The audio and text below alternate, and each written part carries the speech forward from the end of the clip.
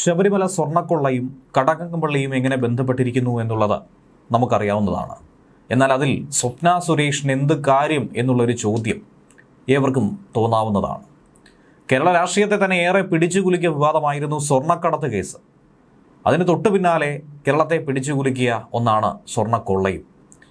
ഈ വിഷയവുമായി ബന്ധപ്പെട്ട് കടകംപള്ളി സുരേന്ദ്രനിലേക്ക്, അതായത് സ്വർണ്ണക്കടത്തിലും സ്വർണ്ണക്കൊള്ളയിലുമുള്ള ഒരേ ഒരു ലിങ്കായി അന്നത്തെ മന്ത്രിയായിരുന്ന കടകംപള്ളിയെ തന്നെയാണ് നിലവിൽ കുറ്റപ്പെടുത്തുന്നത്. ഇനി അടുത്ത അറസ്റ്റ് അത് കടകംപള്ളി തന്നെ ആയിരിക്കുമെന്ന വാർത്തകളും മാധ്യമങ്ങളിലൂടെ നിറഞ്ഞു കാണുന്നു. തന്നെ സംരക്ഷിച്ചു പോന്നിരുന്ന ഉന്നതൻ പത്മകുമാറിന്റെ ഉന്നത ബന്ധം അത് കടകംപള്ളിയിലേക്കാണ് വിരൽ ചൂണ്ടുന്നത്. ഈ സാഹചര്യത്തിൽ വി.ഡി. സതീശൻ പ്രതിപക്ഷ നേതാവ് കഴിഞ്ഞ ദിവസങ്ങളിൽ പല വാദമുഖങ്ങൾ ഉന്നയിച്ചിട്ടുണ്ടായിരുന്നു. എന്തായിരുന്നാലും സ്വർണ്ണപ്പാളി വിവാദവുമായി ബന്ധപ്പെട്ട് തനിക്കെതിരെ നൽകിയിരിക്കുന്ന വാർത്ത അടിസ്ഥാനരഹിതവും കോടതിയെ അവഹേളിക്കുന്നതാണെന്നും പറഞ്ഞുകൊണ്ട് ഒരു പോസ്റ്റ് അദ്ദേഹം ഇന്നലെ പങ്കുവച്ചിരുന്നു. തൊട്ടു പിന്നാലെ വി.ഡി. സതീശൻ കൃത്യമായ മറുപടി നൽകി.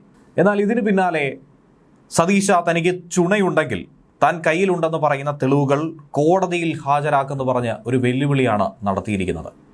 എന്നാൽ ഇത്തരത്തിലൊരു വെല്ലുവിളി നടത്തിയ സ്വപ്ന സുരേഷ് ഒരു ഘട്ടത്തിൽ കടകംപള്ളിക്കെതിരെ ഉയർത്തിയ വാദങ്ങൾ തന്നെയാണ് ഈ അവസരത്തിൽ കേൾക്കേണ്ടത്. മുഖ്യമന്ത്രി പിണറായി വിജയന്റെ മുൻ പ്രിൻസിപ്പൽ സെക്രട്ടറി PR ശിവശങ്കറും UAE കോൺസുലേറ്റിലെ മുൻ ജീവനക്കാരിയായ സ്വപ്ന സുരേഷുമായിരുന്നു സ്വർണ്ണക്കടത്ത് കേസിൽ അന്ന് ഉൾപ്പെട്ടവർ. ഒരു കാലത്ത് വലിയ വാർത്താ മാധ്യമങ്ങളിൽ നിറഞ്ഞു നിന്ന സ്വപ്ന സുരേഷ് ഏറെ നാളായി വാർത്തകളിൽ നിന്നും അകന്നു നിൽക്കുകയായിരുന്നു. ഇപ്പോൾ ഇതാ വീണ്ടും കടകംപള്ളിക്കെതിരായിട്ടുള്ള വാദങ്ങൾ എന്തൊക്കെയെന്നുള്ളത് സമൂഹ മാധ്യമങ്ങളിൽ പൊന്തിവരികയാണ്. കടകംപള്ളി ഒരു തെറ്റും ചെയ്തിട്ടില്ല, താൻ മന്ത്രിയായിരുന്ന കാലഘട്ടത്തിൽ മനോഹരമായി ഭരിച്ചു എന്ന് പറഞ്ഞതിന് വിപരീതമായി തന്നെയാണ് വലത് സൈബർ ഇടങ്ങളിൽ ഇപ്പോൾ സ്വപ്ന സുരേഷുമായി ബന്ധപ്പെട്ട ചില ചർച്ചകൾ കൊഴുക്കുന്നത്. അതായത് സ്വപ്ന സുരേഷ് ഒരു ഘട്ടത്തിൽ പറഞ്ഞതിങ്ങനെയായിരുന്നു: കടകംപള്ളി സുരേന്ദ്രൻ കൊച്ചിയിൽ വെച്ച് ഹോട്ടൽ മുറിയിലേക്ക് ക്ഷണിച്ചെന്നും അന്നത്തെ സ്പീക്കറായിരുന്ന P. ശ്രീരാമകൃഷ്ണൻ ഔദ്യോഗിക വസതിയിലേക്ക് ഒറ്റയ്ക്ക് വരാൻ ആവശ്യപ്പെട്ടതും തോമസ് ഐസക് മൂന്നാറിലേക്ക് കൊണ്ടുപോകാമെന്ന് പറഞ്ഞതായുമായിരുന്നു സ്വപ്നയുടെ വെളിപ്പെടുത്തൽ. അതിൽ മുൻ ദേവസ്വം മന്ത്രി കടകംപള്ളിക്കെതിരെ ഗുരുതരമായ ചില കാര്യങ്ങൾ തന്നെയാണ് സ്വപ്ന സുരേഷ് വെളിപ്പെടുത്തിയത്. ഒരു MLA ഒരു മന്ത്രിയോ ആയിരിക്കാൻ ഒട്ടും തന്നെ യോഗ്യതയില്ലാത്ത വ്യക്തിയാണ് കടകംപള്ളി എന്നാണ് സ്വപ്ന തുറന്നടിച്ചത്. ഒരു രാഷ്ട്രീയക്കാരനാകാൻ പോലും കടകംപള്ളിക്ക് അർഹതയില്ല, ഒരു കാരണവശാലും വീട്ടിൽ കയറ്റാൻ കൊള്ളാത്തവനാണ് കടകംപള്ളി എന്നാണ് സ്വപ്ന സുരേഷ് പറഞ്ഞത്.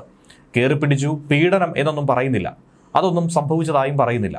എന്നാൽ ഫോണിൽ കൂടി വളരെ മോശമായി സംസാരിക്കുകയും ലൈംഗിക ചുവയോടെ പെരുമാറുകയും ചെയ്തിട്ടുണ്ട്. വീട്ടിലേക്ക് വരാമെന്നും ഹോട്ടൽ റൂം എടുക്കാമെന്നും പറഞ്ഞു. ലൈംഗിക ചുവയുള്ള മെസ്സേജുകൾ അയച്ചു, റൂമിലേക്ക് ചെല്ലാനായി നിർബന്ധിച്ചു. സാധാരണ പല സ്ത്രീകളും ചെയ്യുന്നത് പോലെ എനിക്കും ആ മെസ്സേജുകൾ ദുരുപയോഗം ചെയ്യാനും ബ്ലാക്ക് മെയിൽ ചെയ്യാനും കഴിയുമായിരുന്നു, പക്ഷേ താനത് ചെയ്തിട്ടില്ല എന്നാണ് സ്വപ്ന സുരേഷ് പറയുന്നത്.